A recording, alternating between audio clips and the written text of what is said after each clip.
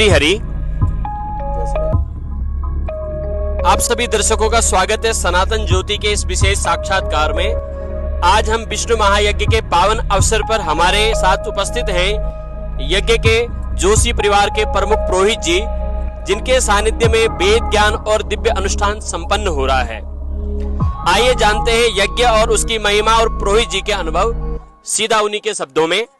तो हमारे साथ जुड़े हैं सीधा लाइव जोशी परिवार के पुरोहित श्री शिवदयाल रतोड़ी जी।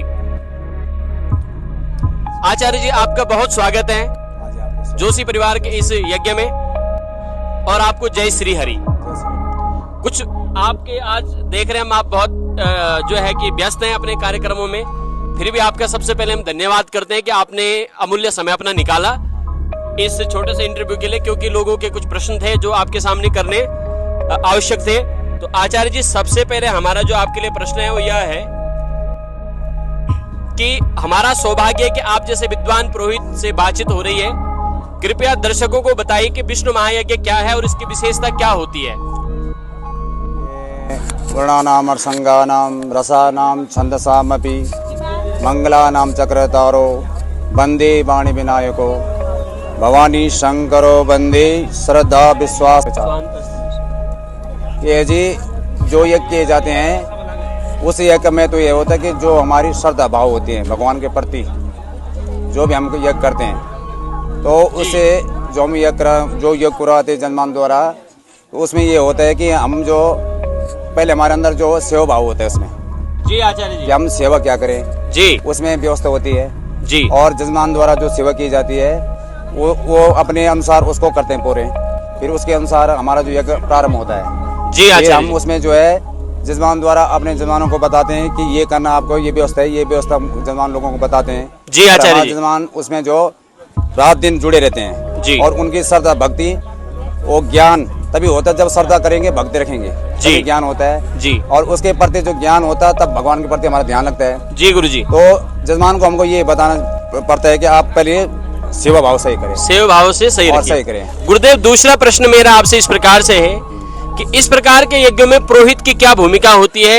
क्या यह केवल मंत्रोच्चार तक सीमित है या इससे कहीं अधिक गहन जिम्मेदारी होती है पुरोहित? पुरोहित का अर्थ होता है कि जजमान को पूरा हित करना और हित के प्रति जजमान के जो होता है पुरोहित को दिखाना हमारे जजमान का क्या कहीं अनित नहीं हो रहा है, और अपने जजमान को पुरोहित करना कि बहुत ही सुंदर गुरुजी आपने बताया कि जजमान को सही रास्ते और ज्ञान के प्रति और भगवान के प्रति उनको जोड़ना।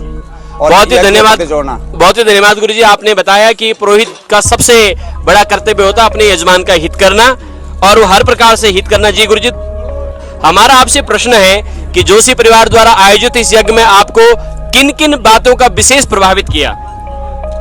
आयोजन, श्रद्धा या गांव का वातावरण, किन किन बातों ने आपको विशेष? इसमें विशेष ये है कि जो उनका जो है ना सेवा भाव है जी गुरुजी, सेवा भाव जिनका है जो कोई इसमें कमी नहीं है।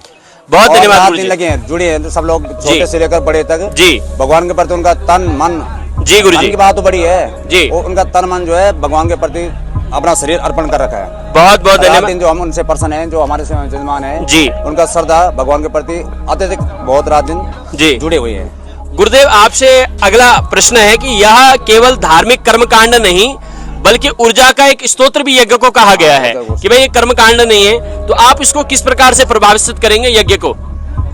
यज्ञ जो हमारे यज्ञ होता है जी, इस यज्ञ द्वारा जैसे ब्राह्मणों को भोजन करवाते हैं जी बिल्कुल, और ब्राह्मण भोजन से प्रसन्न होता है जी गुरुदेव। इसी प्रकार जब हम यज्ञ कराते हैं जी गुरुदेव, यज्ञ की जो आहुति दी जाती है जी गुरुदेव, और इसको जो हम भगवान के प्रति हम अपना भाव रखते हैं जी गुरुदेव, स्वाहाकार से हम भगवान को भोजन देते हैं बिल्कुल गुरुदेव। भोजन ब्राह्मण लोगों को भोजन देते हैं जी, वैसे हम परमात्मा को स्वाहाकार द्वारा भोजन देते हैं, यही महत्व होता है। बहुत सुंदर गुरुजी, बहुत ही अच्छा आपने समझाया। आज के समय में पाश्चात्य संस्कृति का प्रभाव बढ़ रहा है, ऐसे में यज्ञ जैसे आयोजन का क्या महत्व है? आप देख रहे हैं कि पूरा उत्तराखंड में जो है कि पाश्चात्य संस्कृति, लोग जो है पाश्चात्य संस्कृति की तरफ जा रहे हैं, लोग पहाड़ों को छोड़ रहे हैं, प्लेन्स में बस रहे हैं। इस पे पलायन पे भी आपका क्या कहना गुरुदेव? पलायन पे भी थोड़ा जरूर बोलिए। जैसे विकास होना चाहिए जी, और अपने जो मातृभूमि है उसके प्रति अपना हमारा जो है सतर्क होना चाहिए। अपने मातृभूमि के प्रति हमारा जो विचार है वो कि अपनी मातृभूमि के प्रति हमको सजग रहना चाहिए। कोई जी बाहर से आए अपनी जमीन का ध्यान रखना चाहिए, अपने गांव का ध्यान रखना चाहिए, लोगों को जागरूक करना चाहिए। और इसके प्रति जो भक्ति, जैसे हम हर क्षेत्र में जाते हैं तो हम वो ज्ञान लेते हैं जी। बहुत बहुत सुंदर गुरु जी, आपने वही कह दिया जो कल व्यास जी ने कहा था कि जननी जन्मभूमि स्वर्गादपि गरीयसी, कि जन्मभूमि से बढ़कर कुछ नहीं होता, जन्मभूमि स्वयं स्वर्ग है।